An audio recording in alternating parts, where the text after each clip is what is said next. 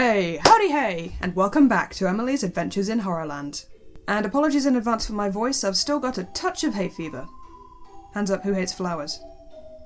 Now then, followers of my old blog will know that I've reviewed Don't Hug Me I'm Scared episodes 1 to 5, and if you don't know what dismiss is, here is a short clip.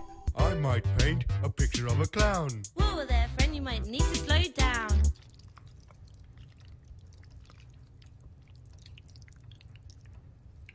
Now that's what I like to call terrify-hilarious. I also enjoyed The Guardian writer Will Caldwell's description of the series as Sesame Street-style characters trapped in a David Lynch-esque musical universe. These characters, according to the canon, are called Red Guy, Yellow Guy, and Duck Guy. Have fun guessing which is which.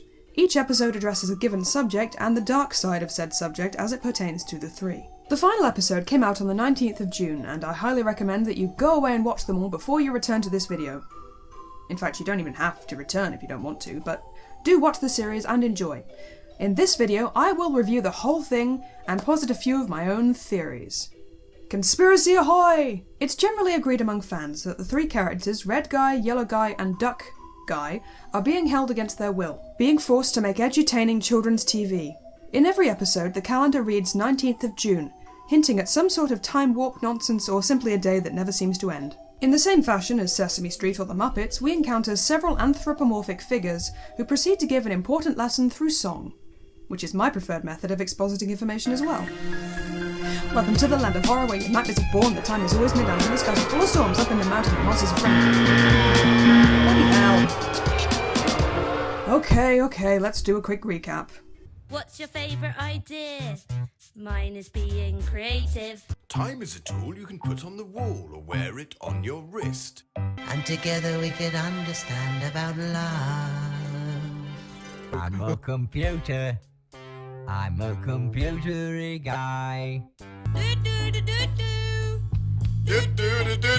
Do it healthy. You get the idea.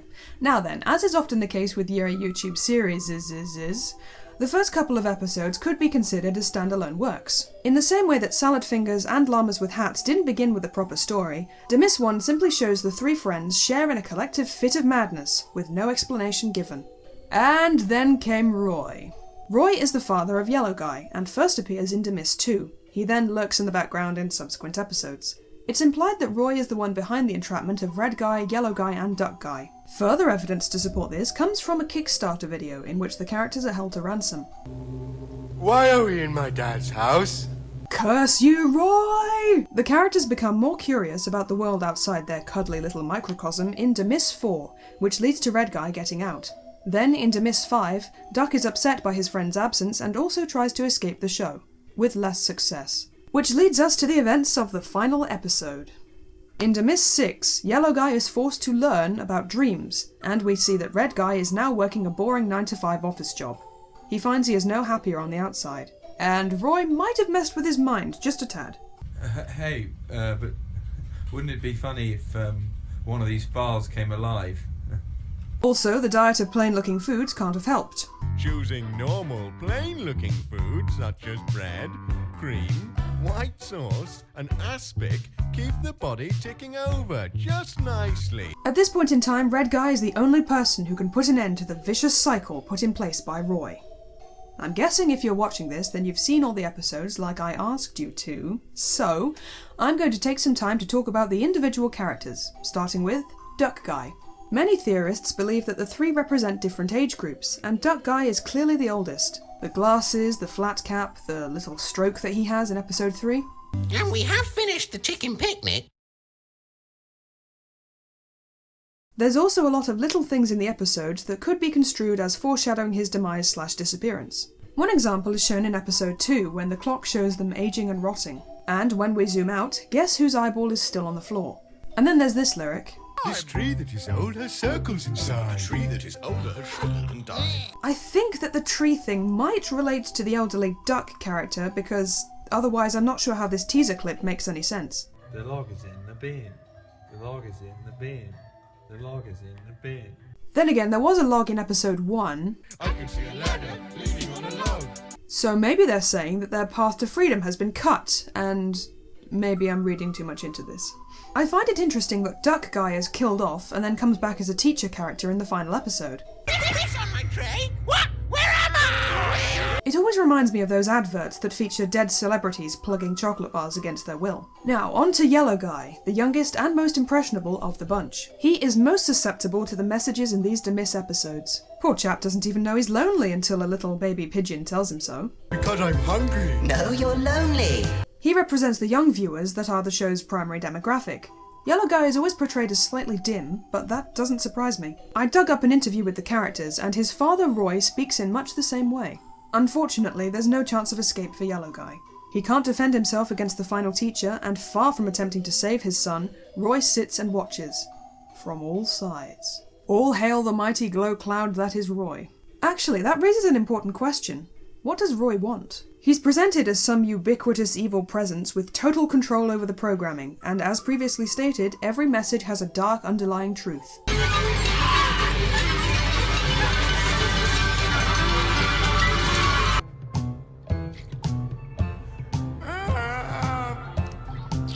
And all we're asking you to do is change your name. clean your brain. Forget about anything you ever knew.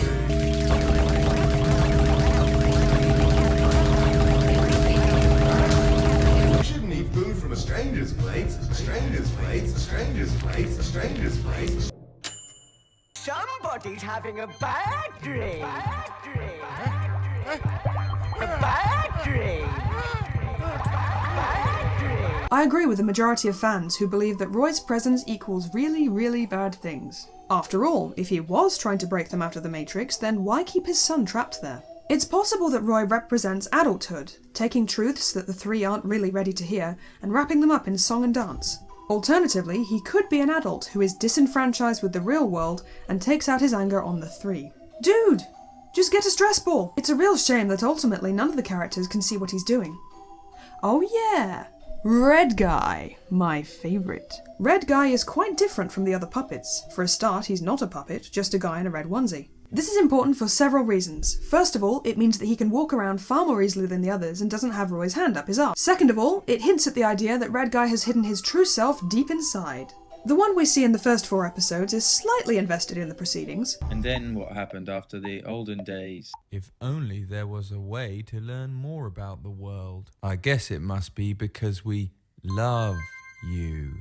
But he's also borderline anhedonic.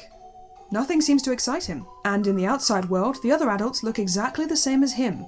The red suit itself is an artifice, a mask for their deepest insecurities. Their clothing doubly so. But how do I know that there's a real person inside Red Guy within the Demis universe? Well, apart from this possible goof, the interview from earlier gives us this. In Demis 6, Red Guy gets up on stage to sing the song about creativity, the thing he found back on the 19th of June. The other Red Guys are not impressed. I don't like it. It's really not good. Then, horror of horrors, Roy turns up again, and the stage collapses. I was out! And since the lesson of this episode is dreaming, one could make the argument that Red Guy's escape was just a dream. In any case, the outside world is no more fulfilling. Red Guy messes with the machine which summons various teachers, including ones we haven't seen before, and including one that Red Guy came up with himself. I am a file and you put documents in me and I am a file and you put documents in me. Your CV looks very promising. Join us. Never work for someone who looks at you like that. Anyway, Red Guy pulls the plug on the machine and... What? Was that my voice?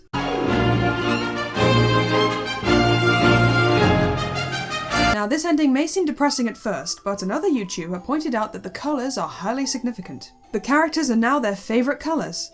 blue, green. And look! Green everywhere! It's so beautiful. Don't ever let anyone tell you that green isn't creative. And that's Don't Hug Me, I'm Scared. As you can tell, I rather like it. You can enjoy it as a disturbing little set of musicals and puppetry, or you can try and look deeper. I know that the creators know that there are people like me who will look hard for every single Easter egg. It's also pretty easy to see that the series is a commentary on the media that we direct at our kids.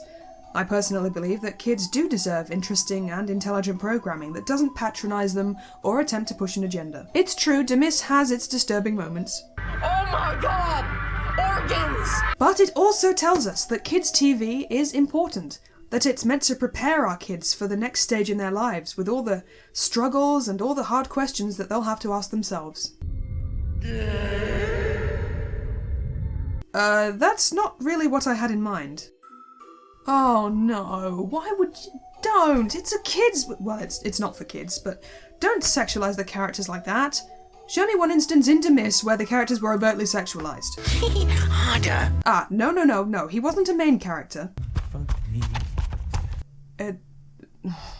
Oh, leave me alone. As I was saying, Demis has some horrific imagery and some horrific ideas, but still manages to be entertaining. Sad to see it end, but, well, good for Red Guy, I guess. Yay! Well, as always, thank you very much for watching, and I'll see you next time. Cheerio.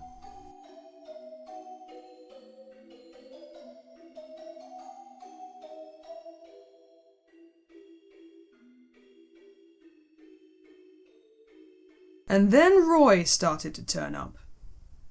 Turn up.